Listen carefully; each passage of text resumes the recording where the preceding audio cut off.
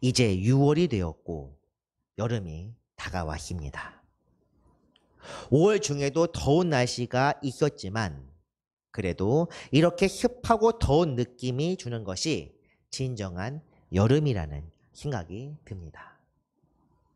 올해는 비도 제법 오고 기온도 상당히 높을 듯합니다. 아무래도 지하 공간이 우리 교회는 더욱 철저하게 여름을 준비해야 할 것 같습니다. 제집기도 올해는 한 대 더 놓을 계획이고 기도회를 쉬지 않도록 수시로 확인해야 할 것 같습니다.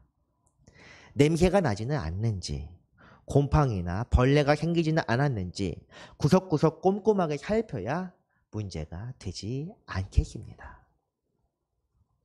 그런데 우리가 이런 시설에는 관심을 가지면서도 우리의 영적 상태에는 얼마나 관심을 갖는지 한번 생각해 보아야 합니다.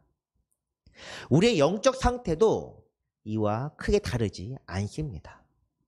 외부 환경에 굉장히 민감하게 반응하고 때론 그의 영향을 받아서 심각한 문제가 발생하기도 합니다. 그 이유는 마귀가 매 순간 우리를 노리고 있기 때문입니다.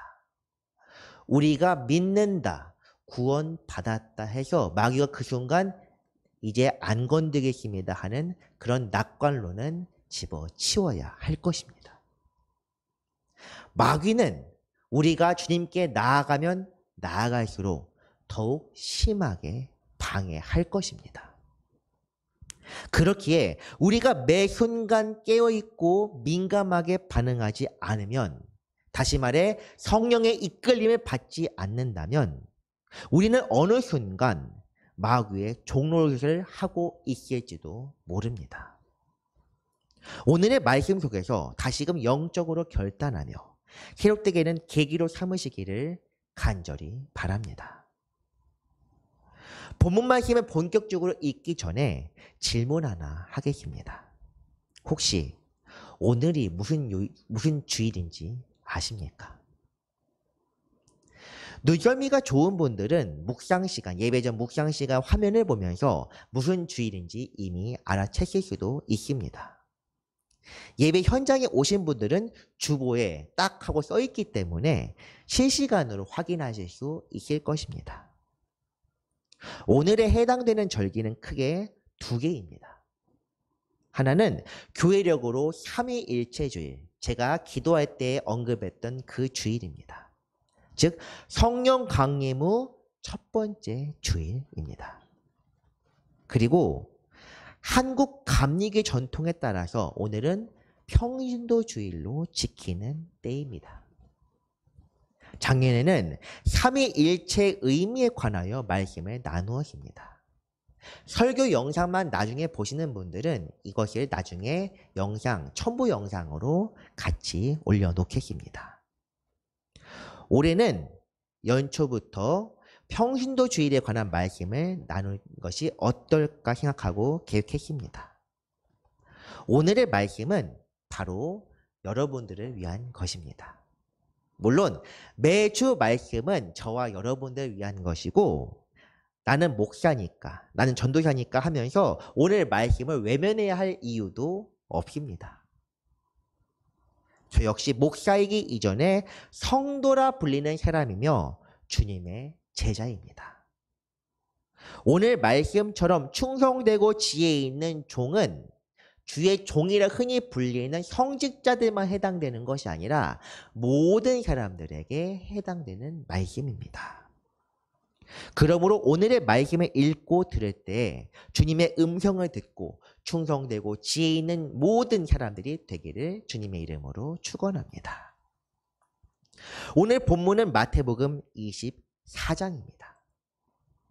마태복음, 마가복음, 누가복음, 이 세 가지를 흔히 공관복음이라고 부릅니다. 예수님의 행적 위주로 기록하면서 예수님께서 십자가에 달리시는 예루살렘에 올라가기까지 갈릴리에서부터 시작하여 예루살렘에 올라가는 여정을 마치 하나의 파노라마처럼 보여주는 것이 바로 공관복음의 기록입니다. 그 중에서도 마태복음은 예수님의 행적 이외에 몇 가지 교훈을 예수님께서 하신 설교의 형식으로 기록하고 있습니다.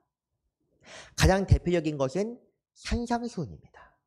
마태복음 5장부터 7장까지, 그리고 7가지 비유를 통해서 하나님의 나라를 전하신 교훈 13장에 있습니다. 오늘 말씀 역시도 교훈을 전하는 설교의 형식을 띠고 있습니다. 하나의 주제를 두고 여러 가지 비유를 들어 설명하는 것으로 오늘 제목이 되는 충성되고 지혜 있는 종 역시 이 비유들 중 하나입니다. 그렇기 때문에 오늘은 이 말씀의 주제가 무엇인지, 이런 말씀을 하게 된 배경에 대해서도 먼저 알아보아야 할 것입니다. 오늘 말씀은 예수님께서 십자가에 달리시기 며칠 전 하신 말씀입니다. 종려주에 예루살렘에 입성하신 후 예수님께서는 매일 낮마다 예루살렘 성전에 나가 사람들을 가르치셨습니다. 그러던 어느 날 말씀을 마치시고 성전에 나오실 때 제자들이 성전을 주목하며 예수님 앞에 무슨 말을 하기 시작합니다. 예수께서 성전에서 나와서 가실 때 제자들이 성전 건물들을 가리켜 보이려고 나오니, 이 제자들이 무슨 말을 했는지는 정확하게 알 수 없습니다만 성전의 웅장함을 말하려고 했을 수도 있고, 이전 솔로몬 때 지은 성전은 어떠했을지 그것을 몰아보았을 수도 있습니다. 어쨌든 중요한 것은 그들이 출입하는 그 성전 건물을 주목하며 말하려고 했다는 점입니다. 그런데 예수님께서는 이들의 말에 단호하게 답변을 하십니다. 돌 하나도 돌 위에 남지 않을 것이다, 이렇게 말씀하시는데, 너희가 이 모든 것을 보지 못하느냐? 내가 진실로 너희에게 이르노니 돌 하나도 돌 위에 남지 않고 다 무너뜨려지리라. 돌 하나도 돌 위에 남지 않는다. 이 말의 의미가 혹시 무엇인지 아십니까? 당시 중동 그리고 그리스 로마 시대에는 전쟁에서 패배한 나라의 성벽이나 성전을 완전히 파괴하곤 했습니다.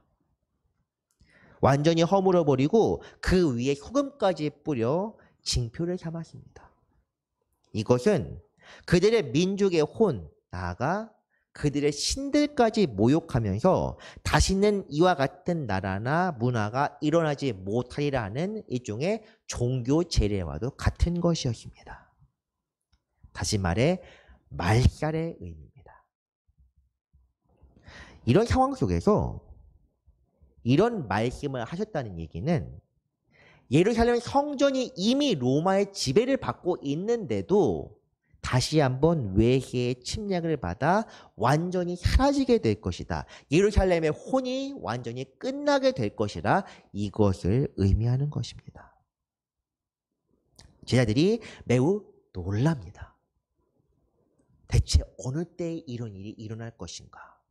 혹시 이미 식민지에 있는데도 다시 한번 말살이 된다면 그것이 바로 세상의 끝일까? 이런 생각을 품습니다. 그래서 이런저런 생각을 하면서 조용히 찾아와서 묻습니다. 그 묻는 내용이 우리에게 이르소서 어느 때에 이런 일이 있겠사오며 또 주의 임하심과 세상 끝에는 무슨 징조가 있사오리까? 대체 어느 때에 이런 일이 있겠습니까? 그리고 그렇다면 주의 임하심과 세상 끝이 이것인지 아닌지 모르겠지만 그때는 또 무슨 특별한 징조가 있습니까? 혹은 성전에 무너지는 것이 세상 끝의 징조입니까? 이런 여러 가지 의미를 함의하고 있는 그런 질문입니다. 그런데 이들은 하나님의 뜻과 계획을 깨닫지 못했습니다. 그 때를 알고 있지 않으므로 이런 때가 언제인지에 관한 질문을 던지고 있습니다. 모르기 때문에 때가 언제인지 질문하는 것입니다. 분명히 말씀드리는데 그때는 아무도 모릅니다. 그렇기 때문에 주님께서는 그 때에 대한 대답을 해주시는 대신 이 세상에 관한 하나님의 계획을 말씀하기 시작하는데 그 내용이 24장과 25장 전체에 기록되어 있습니다.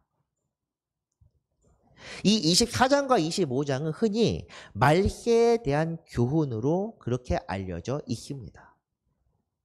그렇게 알려진 이유는 바로 예수님의 대답에 있습니다. 4절부터 말씀하시는 내용이 마지막 때, 즉 심판의 때에 있을 징조에 관한 말씀이기 때문입니다. 거짓 그리스도가 나오게 될 것이다. 전쟁과 기근, 지진이 일어날 것이다. 큰 환란이 일어나서 성도들이 고통을 겪을 것이다. 거짓 선지자들이 득세할 것이다. 불법이 일어날 것이다. 불법이 세상에 가득할 것이다. 이와 같은 것들이 마지막 때의 징조라 불립니다. 지금 아닌가? 이렇게 생각하시는 분도 있을지 모르지만 그것 말고도 많은 것들이 있습니다. 중요한 것은 그것이 언제인지가 아닙니다. 모든 사람에게 공평한 환란이 임하게 될 때 세상에 섞이지 않고 선한 마음을 지키며 살아가는 사람들에게는 이 현실이 고통스러울 수밖에 없다는 것을 말씀하고 있습니다. 이런 상황에서 끝까지 견뎌내는 사람이야말로 바로 그리스도인이라 불릴 수 있는 사람이라. 이것이 바로 이 교훈의 핵심입니다. 그러나 끝까지 견디는 자는 구원을 얻으리라. 끝까지 견디는 자는 구원을 얻으리라. 이런 말씀이 우리에게 힘과 위로가 되어야 합니다. 세상에서는 구원을 굉장히 쉬운 것으로 가르칩니다. 그러나 끝까지 견디는 자는 구원을 얻으리라. 마지막까지, 그때가 언제인가 하나님의 뜻이 성취될 그날까지 우리가 살아있든 죽든 그것이 중요한 것이 아니라 마지막 때 그 최후의 순간까지 견뎌내는 사람들이 구원을 얻게 될 것이다. 히브리서 믿음에 관한 말씀을 우리가 나눌 때에도 그리스도의 고난과 십자가에 관한 말씀을 나눌 때도 지난주 성령 강림절 때도 같은 주제로 하나님의 말씀을 읽었던 것 같습니다. 세상에서는 환난을 당하나 그리스도께서 승리하셨기 때문에 담대하라. 요한복음 16장에 있는 말씀입니다. 이것이 믿는 모든 자들에게 필요한 말씀입니다. 오늘의 본문은 이런 배경 속에서 우리에게 주시는 말씀입니다. 실제로 이 13절 말씀 이후부터 마지막 때에 관한 징조에 관한 말씀이 44절까지 계속 이어집니다. 특별히 그 중에서 우리가 주목할 말씀이 하나 더 있는데 같이 한번 보겠습니다. 그러나 그 날과 그때는 아무도 모르나니 하늘의 천사들도 아들도 모르고 오직 아버지만 아시느니라. 조금 전 말씀드렸던 것처럼 때는 그리스도께서도 모른다고 하셨습니다. 그런데 우리는 지금도 그것을 질문합니다. 언제 오시느냐? 알아서 뭐 합니까? 그때 적당히 맞춰서 그때를 준비하려고. 타임머신 개발하면은 사람들 보통 이렇게 이야기합니다. 복권 번호 알아서 간다. 이것과 다를 바가 뭐가 있습니까? 때는 중요하지 않습니다. 우리가 그때 연연하지 않게 살면 되는데 그것은 살기 싫고 자신이 없으니까 자꾸 때를 물어봅니다. 그때가 되면은 열심히 살려고. 어리석은 자여, 내가 오늘 밤 내 생명을 취할 것이다. 우리에게는 관계없는 말처럼 들리십니까? 그렇다면 그 사람은 성경을 읽는 사람이 아닙니다. 어쨌든 중요한 것은 이 말씀이 지난주에도 인용된 말씀이라는 사실입니다. 오직 하나님의 영의 성령만이 그 뜻과 계획을 아신다. 그 깊은 곳까지 통달하신다는 그 말씀과 함께 인용되었습니다. 우리가 알아야 할 것은 하나님의 뜻이 반드시 이루어진다는 사실입니다. 지금 이 말씀도 그 마지막 때도 언젠가 성취됩니다. 그것이 없어지는 것이 아니라 반드시 이루어집니다. 단지 언제 이루어지는지는 아무도 모른다고 지금 말씀에서 나오고 있습니다. 그 말씀은 우리가 반드시 짚고 넘어가야 오늘의 본문을 제대로 이해할 수 있습니다. 이제 서론이 길었지만 오늘의 본문으로 넘어가겠습니다.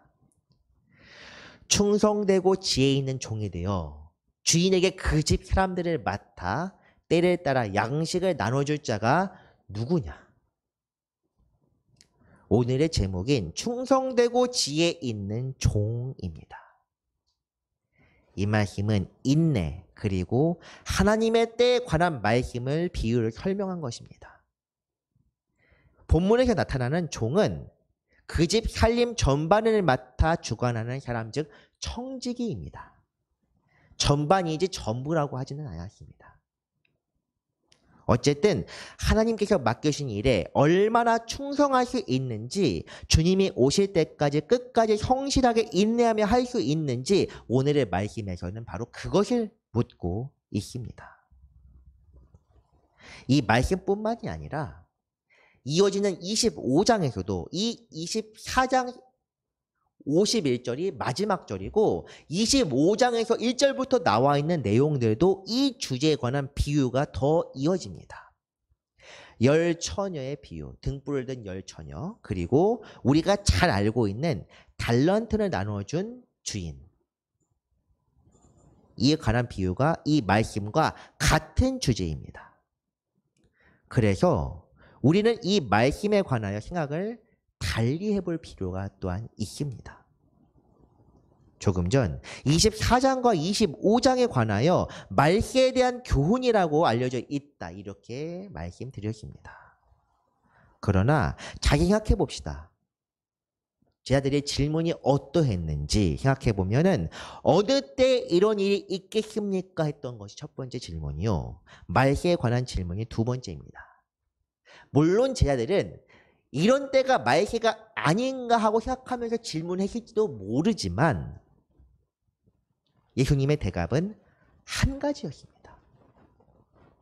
그러므로 이 말씀은 단순히 마지막 때만을 가리키는 것이 아니라 하나님의 뜻이 성취되기까지 그분의 때와 그분의 계획에 대하여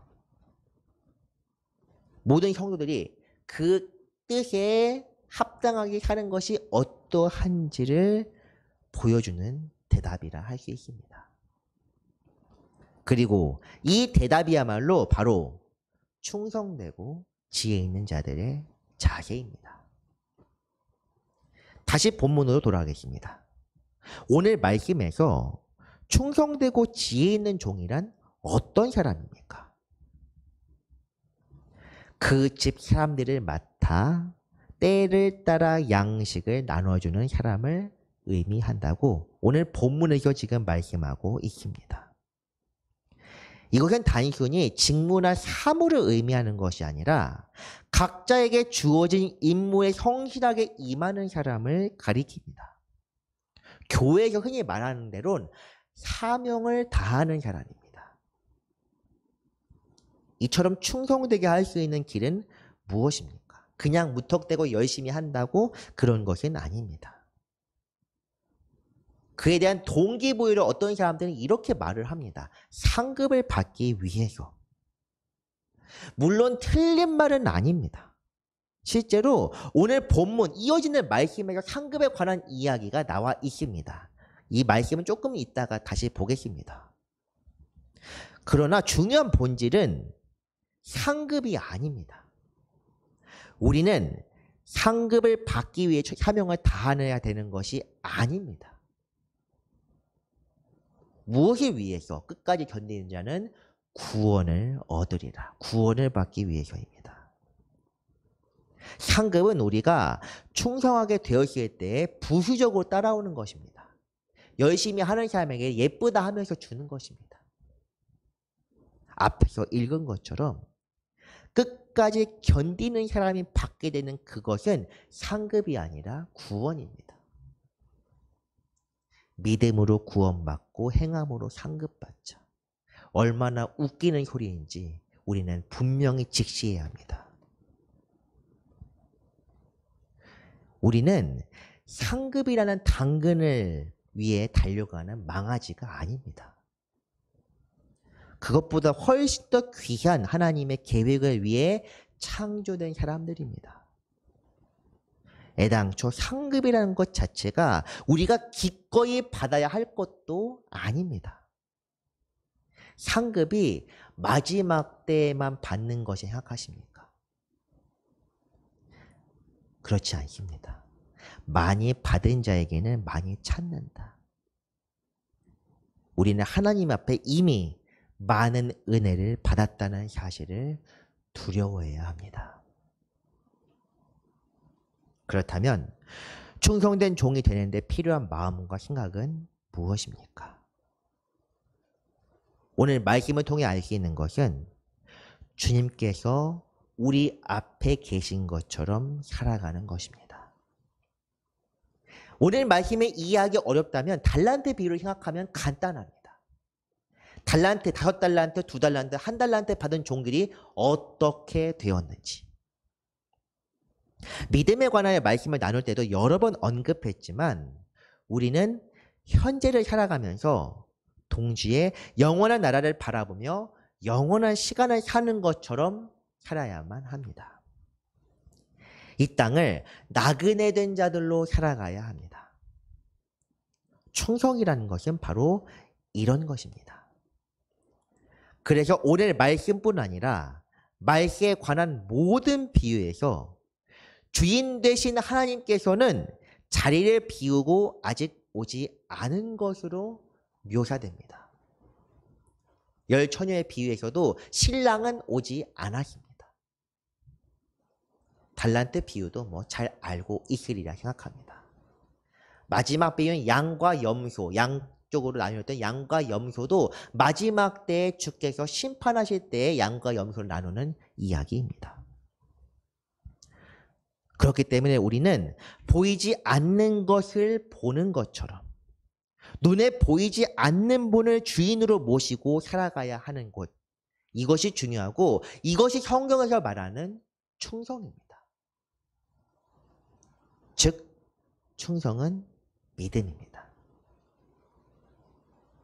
눈속임을 위해 열심히 하는 척하는 것이 아니라 때를 미리 알아보고 그때 앞에만 열심히 하는 것이 아니라 어떤 상황에서든 어느 때든지 명령에 따라 성실하게 임하는 사람들을 우리는 제자라고 부릅니다. 이런 사람들이 하나님께 칭찬받고 상급받는 사람입니다. 환난을 당하든 어려움을 당하든 기쁜 상황이든 어떤 상황이든지 하나님을 향하여 끝까지 나아갈 수 있는 사람입니다. 그리고 우리가 이런 사람이 되어야 합니다. 하나님을 향해 끝까지 충성해야 합니다. 눈속임을 위해서 좀 하다가 뭐가 없네 하면서 그만두는 것이 아니라 혹은 내가 아직 내 삶이 많이 남았으니까 조금 있다가 하자 이것도 아니고 우리는 지금 현재 오늘을 마지막 날인 것처럼 알고 살아가야 합니다. 그렇다면 이 충성하는 자들에게 하나님께서 주시는 것은 무엇입니까? 이어지는 본문에서 그 상급에 관한 말씀이 나옵니다. 이 상급이라는 것은 세상에서 말하는 상장이나 현물이 아닙니다. 하나님의 뜻에 참여하게는 영적인 선물입니다. 주인이 올 때 그 종이 이렇게 하는 것을 보면 그 종이 복이 있으리로다. 내가 진실로 너희에게 이르노니 주인이 그의 모든 소유를 그에게 맡기리라. 아멘. 이것을 요즘 말로 따지면 일이 늘어난다는 것입니다. 주 4일째를 외치는 사람도 있는 와중에 일이 늘어난다고 했을 때 이게 과연 복인지는 잘 모르겠습니다. 그리고 제가 앞서 말씀드렸던 것처럼 상급이라는 것이 마지막 때에만 받는 것이 아니라는 것이 바로 이 말씀이 그 증거입니다. 작은 것에 충성하면 큰 것에도 충성할 수 있다. 그렇기 때문에 주님께서는 오늘도 우리에게 작은 것들을 맡기십니다. 우리가 그것에 충성하면 일을 늘려주십니다. 모든 소유를 맡긴다는 것은 그를 들어 높이 세운다는 의미입니다. 단순히 높인 정도가 아니라 존귀하게 한다는 의미도 있습니다. 높은 사람들이 일을 더 많이 합니다. 우리나라는 예외입니다. 높은 사람들이 일을 더 안 하는 것처럼 보이지만 어쨌든 제가 모르는 것일 수도 있고 이 말씀에 대해서 적극적으로 얘기하지는 않겠습니다. 하지만 원래 높은 사람들이 일을 더 많이 하는 것은 당연한 이치입니다. 마태복음에서는 간단하게 표현했지만 누가복음에서는 비슷한 상황에서 엄청나게 파격적인 말씀이 나옵니다. 주인이 와서 깨어있는 것을 보면 그 종들은 복이 있으리로다. 내가 진실로 너희에게 이르노니 주인이 띠를 띠고 그 종들을 자리에 앉히고 나와 수종들리라. 주인이 종들을 높은 자리에 앉히고 종들에게 봉사할 것이다. 말이 안 되는 이야기입니다. 세상 어디에도 볼 수 없는 이야기인데 성경에서 한번 나옵니다. 바로 세족식입니다. 이 말씀의 의미를 잘 생각해 봅시다. 주인이 종들을 내가 이제부터 당신의 종이 되겠습니다. 하기 위해서 지금 이런 봉사를 하는 것은 아닙니다. 더욱 열심히 하라고 격려하는 차원에서 주는 상급입니다. 그러면서 얘기할 것입니다. 작은 것, 큰 것을 맡기겠다 하면서 모든 소유를 그에게 맡기고 일을 더 할 것입니다.